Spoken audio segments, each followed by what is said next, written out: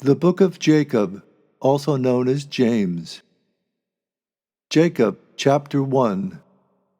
Jacob, a servant of God and of the Lord Jesus Christ, to the 12 tribes in the dispersion, greetings. Count it all joyfulness, my brothers, when you fall into various trials, knowing that the proving of your faithfulness develops endurance. But let endurance have its perfect work, so that you might be mature and complete, being left behind in nothing. If, though, any of you should lack wisdom, let him ask from God, who gives generously to all, and not begrudgingly, and it will be given to him. But let him ask in faithfulness, not at all doubting. As the case stands, he who doubts is like a wave of sea being driven and tossed around by the wind. For that man must not suppose that he will receive anything from the Lord. A double-minded man, turbulent in all his paths. But the brother of low degree ought to rejoice in his high position, the rich man, though, in his low position. Because like a flower of grass, he will pass away. For the sun rose with the scorching wind, and it withered the grass, and its flower fell, and the beauty of its face perished. So also the rich man in his undertakings will fade away. Blessed is a man who endures a trial, because having been accepted, he will receive the crown of life, which the Lord has promised to those who love him. Let nobody say, when he is being tempted, that I am being tempted by God. For God is not tempted by evils, and he himself does not tempt anybody. Everybody, though, is tempted when he is drawn away and allured by his own lust.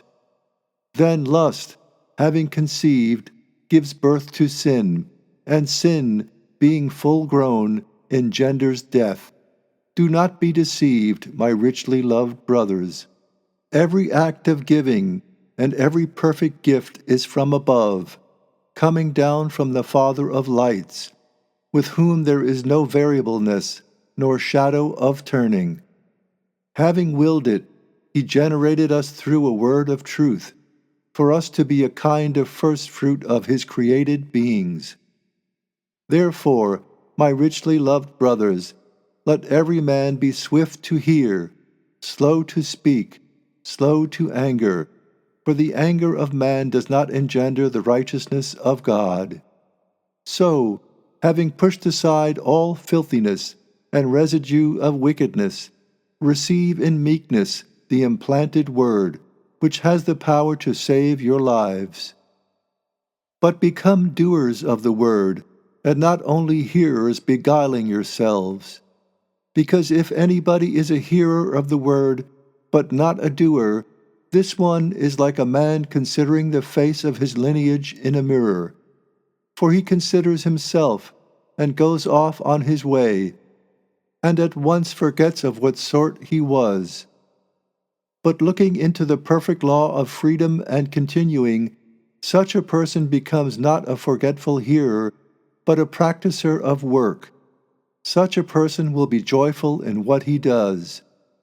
If anybody among you thinks himself to be observant, but does not bridle his tongue, he deceives his heart. The observance of this man is worthless. Pure and undefiled observance before God and the Father is this: to visit orphans and widows in their affliction, to keep oneself unspotted from the world.